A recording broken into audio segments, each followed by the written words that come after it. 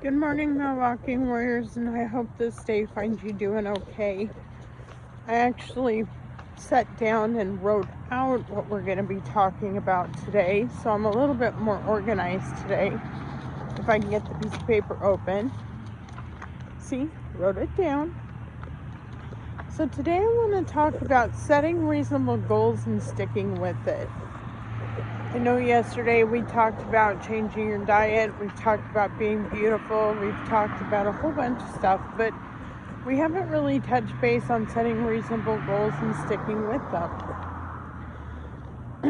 One of my reasonable goals is, as I've mentioned before, I don't set my weight loss goals at anything above 10 pounds at a time. And I do this because I feel that if I were to set it at any higher, it would just be cause for emotional upset and disappointment in myself. So every time I've set a reasonable goal, I've set it for, okay, I want to lose the next 10 pounds. And I want to lose the next 10 pounds. And I want to lose the next 10 pounds. And I do this, and I always reach my goal. Right now, I've actually plateaued and gone up a couple pounds at 205. But I'm not upset with myself. And you want to know why? Because fat turns into muscle. And the more you walk, the more muscle your body creates. Whether it be in your glutes or in your legs, in your calves. You're also building core muscles from walking. Of course, the core muscles don't build quite as fast as the rest of the muscles do, but they still build. Also, let me just take a quick reminder that this is my disclaimer. Before you start any workout program, please notify your doctor and talk to them about your options before starting a workout regimen. Just because you could be suffering from high blood pressure or diabetes, heart issues, and whatnot. The next point is, don't be discouraged if you don't lose as fast as you would like. Everybody is different. I know at first I was really discouraged because I went on a diet at the same time as a friend of mine, and she was losing weight super fast. And I wasn't losing weight nearly as fast as she was. But you have to remember, everybody's metabolism is different. And eventually, the more that you work out, the more that you walk, the more that you do for your body, the more your metabolism will kick in. And it's all based on metabolism. I know that there are videos out there on how to boost your metabolism. And honestly, I'm not sure of the validity of these videos because I'm not sure you can actually make your metabolism boost faster. I think it's just body chemistry and what kind of damage you may have done to your body prior to. I, for one, haven't had a very good metabolism since I was in high school. I remember one summer I lost about 20 pounds before I went back for my junior year in high school. And I worked really, really hard to lose that 20 pounds. And I was doing workout tapes, and I was walking, and I was jogging, and I was just doing a bunch of things. So don't be upset with yourself if you don't lose as fast as other people do. I remember one time my best friend Jackie, hey Jackie, and I decided we were going to do the cabbage soup diet. And she lost weight, but I didn't. We were doing the same diet, eating the same portion sizes, but she had a metabolism and I didn't. So you need to remember that metabolism counts a lot when it comes to how fast or how slow you lose the weight. Third point is, remember, fat turns to muscle, which weighs more. Fat is like a jelly substance in your body. It's like a very thick jelly substance, and it turns into muscle, which is a very lean, almost like very thick, muscle. And fat will turn into muscle. One thing that I learned when I started walking was all of my fat was turning into muscle, and my butt got smaller, my thighs got smaller, but boy did the muscles sure pop out. And that actually, it was okay that I wasn't watching the numbers go down on the scale, because I saw the results versus seeing the results on a digital scale. I saw the results in my body. So you need to remember that fat turns to muscle. Also, women, especially myself, if you used to weigh a lot, you have what I like to call your fat fold. That's from your belly that goes down over your pelvic bone. And I have one of those that I would love to get rid of. But unfortunately, after so many years of your skin stretching out, there's just not much that you can do aside from doing surgery and having a tummy tuck done. And this fat fold needs to be taken off. Now, I don't know if you can tell, but I've got it right there. And that's all extra skin. Pardon my pants. These are really old pants that I decided to walk in. I've actually got a ponytail holder that's actually holding them up by bunching a section in the side of the pants and then putting a ponytail holder around it in order to make them seem smaller. But women have that. We also have the flaps under our arms, which we like to call our fabby flaps or our wings. And pardon me as I itch my face. When you lose weight, you have the extra skin there, but it takes a while for that to disappear, if it even does. And if it doesn't, you have to have cosmetic surgery to remove it. And a lot of insurance companies don't cover this surgery unless you receive infections underneath the fat fold on your front of your abdomen. And I have been discussing this with my doctor for years about how I can get my insurance company to pay for it. And he said that the only way to do it is to have so many infections in a year that were severe infections. Now, I don't suggest anybody make themselves have an infection. They're very painful. They smell. They're just not fun to have. And they discolor the skin because the blood rushes to the area that the infection is. So it turns it like a darker shade of red. So just keep that in mind. We have this extra skin that we have to deal with.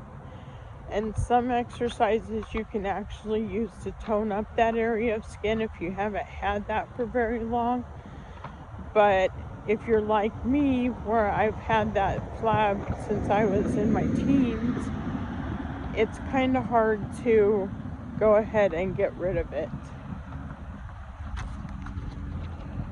Next point is, sorry, it's really windy here today. It's normal to plateau or gain few pounds, but don't get into despair. Don't get discouraged if you find yourself getting down towards your target weight and then all of a sudden you gain a few pounds or you stop losing. It's completely normal. You can look at things like, what are my eating habits? Did I start to get too comfortable? Am I not eating the way that I should be? Did I get too comfortable in my eating habits and decide to throw some extra sweets in?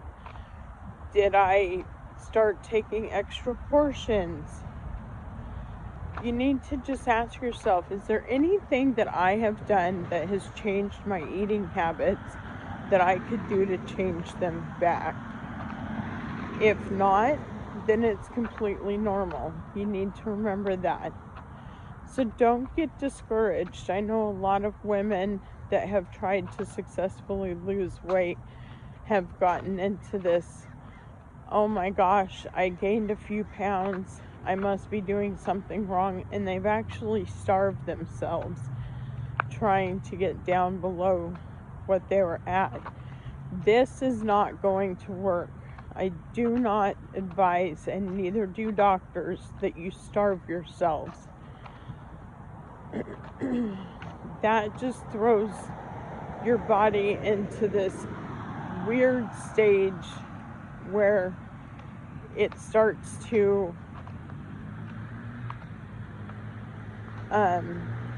digest the good things in your body that are supposed to be there, and it makes your body think that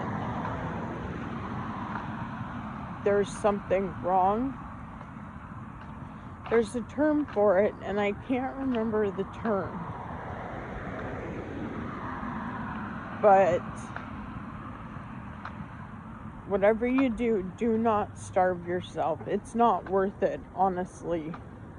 Losing weight may be a goal for you, and you can get this back on track. You just can't do it by starving yourself. Remember, everybody's body is different.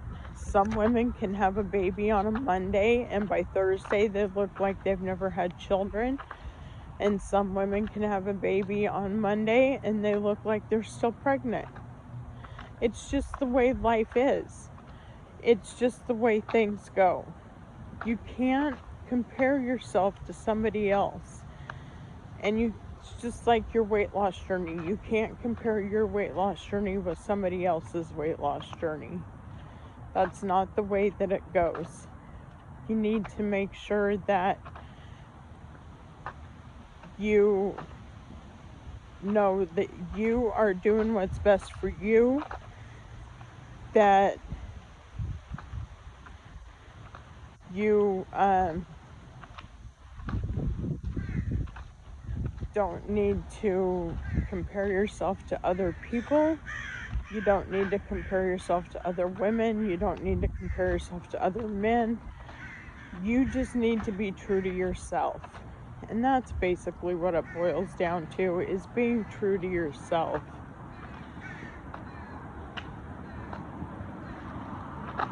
Another tip is be reasonable with your expectations. Don't sit there and say, I'm going to lose 100 pounds by the end of the year, because honestly, the expectations of that are very slim. You need to say, in the next month or two, I'm going to lose 5 to 10 pounds. And that is reasonable. You can't say, in the next year, I'm going to lose all of my weight and be down 5 dress sizes. That is going to be incredibly, highly unlikely. Dress sizes come and go, people. And that's okay. It took me years to get from a 30 to a 16, and I have been stuck at an 18 for the last year and a half. And I just finally fit into a size 16. If I would have set that goal, I would have gotten completely disappointed with myself. I would have started judging myself, and I probably would have given up, but I didn't. I decided this is how it's going to be. This is what's going on, and I will get there when I get there. And that's okay. Just remember that. You will get there when you get there. You don't need to be so incredibly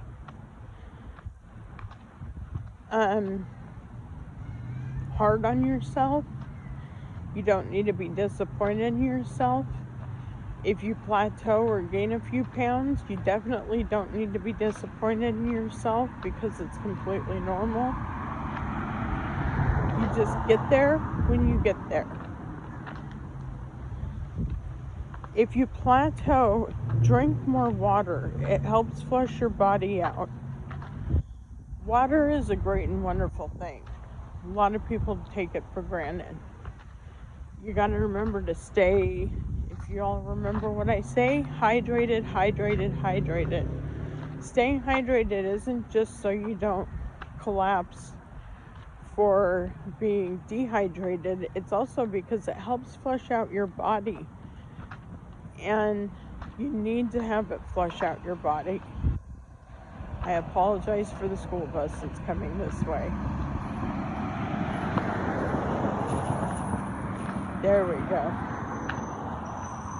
You need to drink plenty of water to make sure that your body system is flushed out. It also helps flush out any toxins that you may have eaten the night before. It helps flush out all the different toxins that your body may be storing up. It also makes it easier to have bowel movements, which helps rid your body of toxins. Because if you remember seeing those videos of people that have toxins build up in their intestines, in their small intestine, large intestines, and they call it, the YouTube videos call it the storage of bad poop. This is why people don't drink enough water. So remember to keep completely hydrated and drink more water. Don't get in despair and decide to throw your hands up if you gain a few pounds or get in a plateau. Like I've already said before, this happens. A plateau is completely normal. You don't need to get in despair. You don't need to be disappointed with yourself. It's gonna happen. You're gonna gain a few pounds. You're gonna get in a plateau. You just continue to do what you're doing, and your plateau will finally come to an end. It happens with everybody, no matter what kind of diet you're on or what kind of exercise program you're on. People get into plateaus all the time.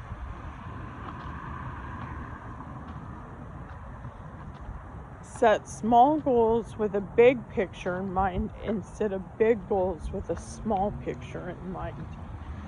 Now, this comes from my cousin Stacy. Shout out to Stacy, who was helping me come up with video ideas last night. And she's like, I hope that makes sense. And I sat there and I started thinking about it, and I thought, yeah, that kind of actually does make sense.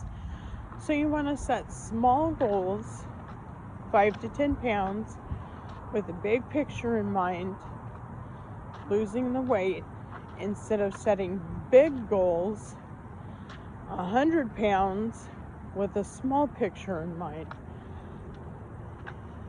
6 to 12 months.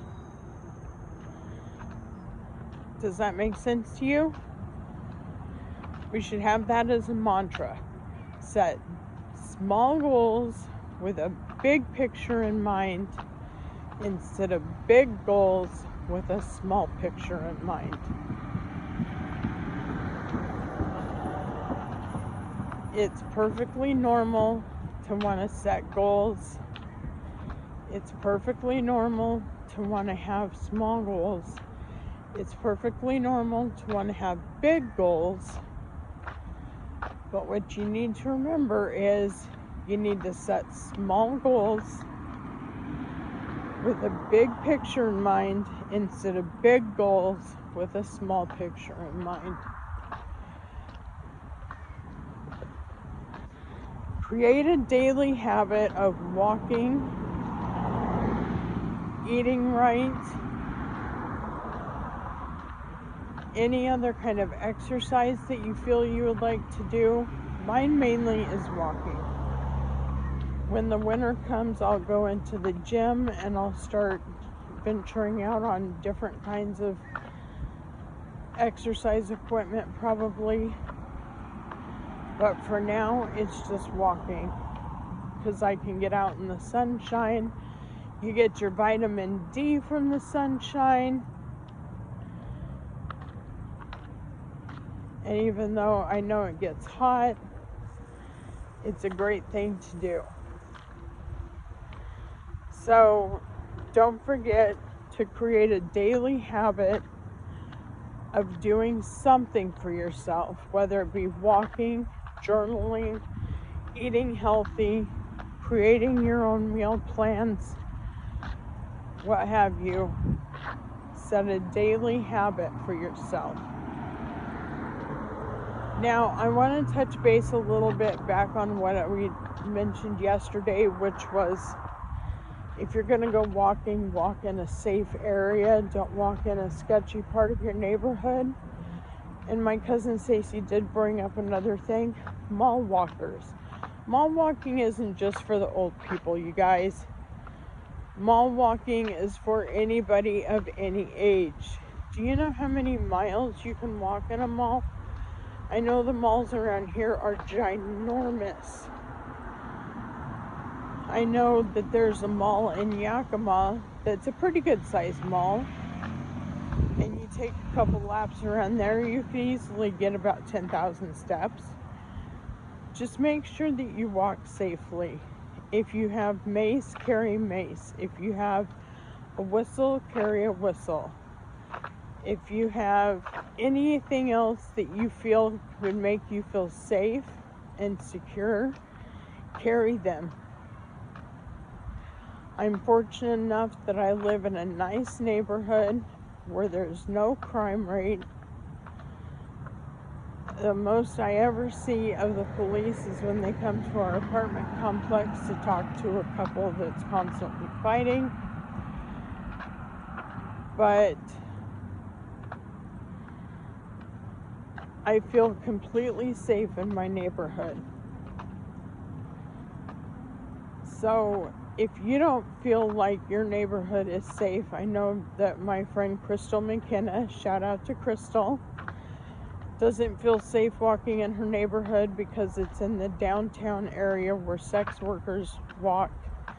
She's afraid that if she goes to walk, somebody will try to pick her up. She's afraid of what could happen if she turns them down. You could always go mall walking. You could go to a park that's a public area and walk in a park. You could get a trial membership to the gym. Sometimes your insurance companies will cover memberships to a gym. You can do things like that. So always look into other alternatives as to where you can walk. And lastly, for today, I wanted to share the hardest changes that have happened in my diet and the easiest changes in my diet. I would have to say the easiest changes in my diet has been the food that I have to eat. I can totally get behind Eggos. Eggos and I are friends. I can totally get behind ground turkey. I can totally get behind eating salads. These are all things that I enjoy. One of the hardest things that I would have to say is getting up so early in the morning to go walking. I wake up at 6:20 every morning, except this morning I accidentally overslept. But I wake up at 6:20 every morning, and I make sure to get up to go take my medications and then go for walks.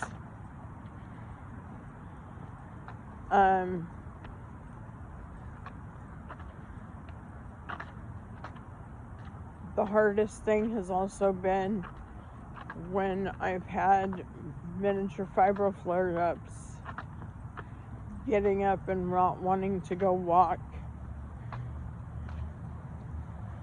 Well, guess what, folks? I still get up, I still push myself out that door, and I still go walk. And even though it's hard for me to get up there and go walk, I still do it with the idea in mind that I need to do this for myself. I'm doing something to make my life better, healthier, easier. Therefore, I have to get up. I have to go walk. I need to do all this stuff for myself. Also, another one of the hardest things is getting my family to turn around on eating healthier. And on one hand, it was also the easiest. My son and my daughter love salads, and my husband likes a good salad as well. So salads weren't really the issue. It was transitioning from hamburger meat over to turkey burger originally that was kind of a hard thing for them to take in. When I explained to them that not only was it better for you health-wise, it's also much cheaper,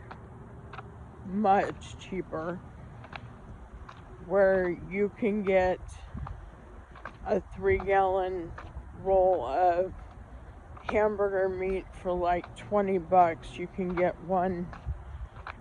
get not 3 gallons, 3 pounds of hamburger meat for like $20. You can go to like grocery outlet, Bargain Market.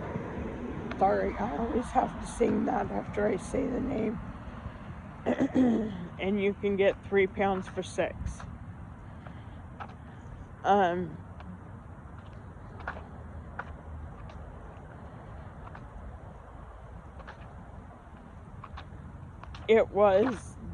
But it's gonna taste different. It's not gonna taste the same. I don't want my food to taste funny.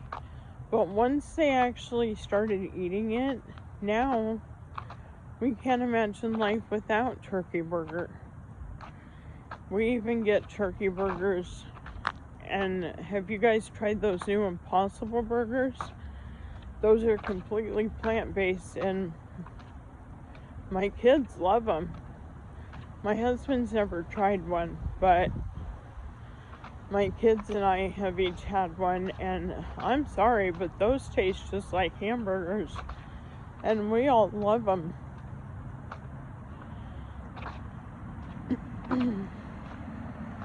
So I would have to say that those are the easiest and the hardest things that we would have to say that has been impacting my diet. Also, there have been a few times where I have been discouraged when I've stepped on the scale.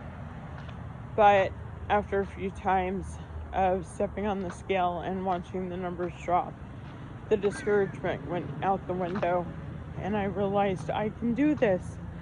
I can really do this, and I have been doing it. So if you have any ideas for a video that you would like to see, please leave a comment down in the comment section. I definitely do take ideas.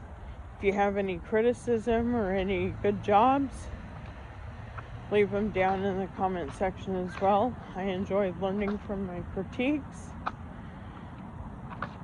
If you like this video, hit the like button, and don't forget to subscribe. Have a great day, my walking warriors, and I will see you mañana. Bye.